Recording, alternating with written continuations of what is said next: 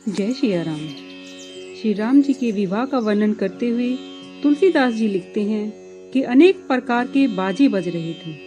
आकाश और नगर में चारों ओर सुंदर मंगलाचार हो रहा है। इंद्राणी, सरस्वती, लक्ष्मी, पार्वती और जो स्वभाव से चतुर पवित्र देवकन्याएं थी, वे सब बनावटी स्त्रियों का वेश बनाकर रानीवासे में जा मिली। मनोहर वाणी से मंगलगान करने लगी।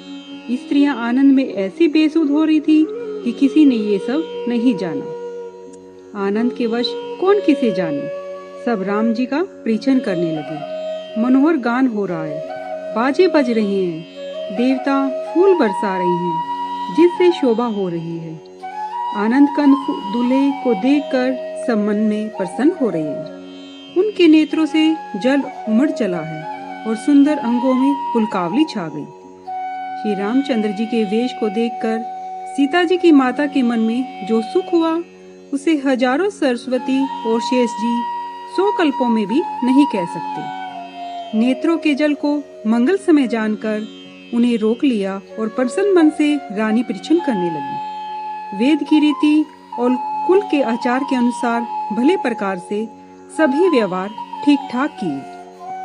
पंच शब्द, तंत्री, ताल, झांझ, नगार और तुरही और पंच ध्वनि, वेद ध्वनि, बंदी ध्वनि, जय ध्वनि, शंख ध्वनि, हुली ध्वनि और मंगलगान हो रहे हैं। अनेक प्रकार के वस्त्रों के फावड़े पड़ रहे हैं। रानी आदि ने आरती करके अर्घ्य दिया।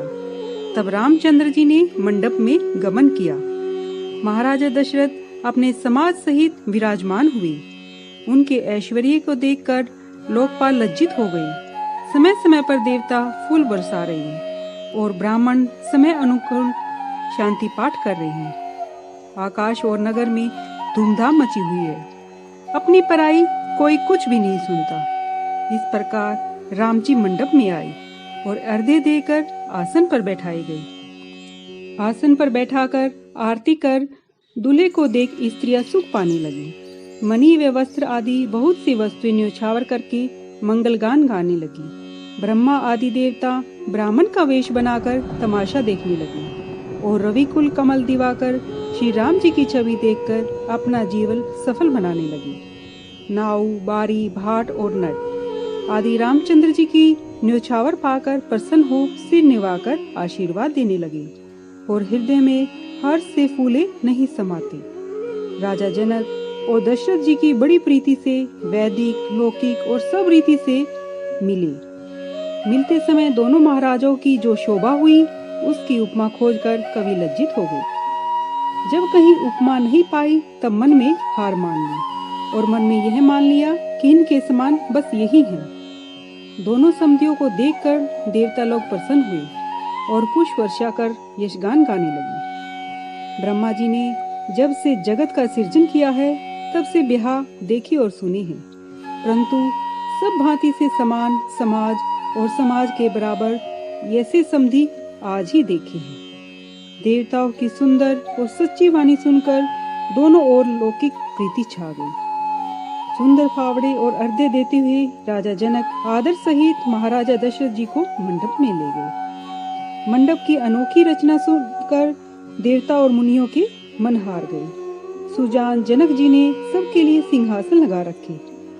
फिर कुल गुरु और इष्ट देवों के समान विशिष्ट मुनि का पूजन किया, विनती करके आशीर्वाद पाया। विश्वामित्र की पूजा करते समय सबकी परम प्रीति कहीं नहीं जा सकती। वामदेव आदि ऋषियों का पूजन राजा ने बड़ी प्रसन्नता से किया और सबको दिव्य आसन देकर सबसे आशीर्वाद पाया। फिर राजा ने दशरथ की ईश्वर भाव से पूजा की, दूसरा भाव नहीं था। अपने भाग्य के वैभव की सराहना करके हाथ जोड़कर विनती और बड़ाई की। फिर राजा ने सब बारातियों का समधी के समान आदर कर पूजन किया, सबको उचित आसन दिए। उस उत्साह को मैं एक मुख से क्या कहूँ। राजा जनक ने दान, मान, विनती और मधुर वाणी से सब बारातियों का सम्मान किया।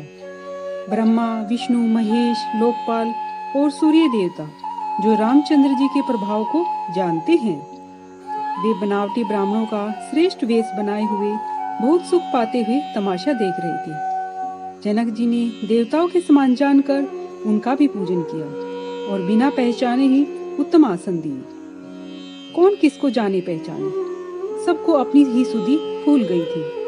आनंद कंद दूल्हे को देखकर दोनों ओर और आनंद छा गया। चतुर रामचंद्र जी ने देवताओं को देखकर मानसिक पूजन करते हुए उन्हें मानसिक आसन दिए। प्रभु का शील स्वभाव देखकर देवता मन में प्रसन्न हुए। रामचंद्र जी के मुख की शोभा को नेत्र रूपी चकोर आदर सहित पान कर रहे हैं। प्रेम और आनंद थोड़ा नहीं है। जय श्री राम।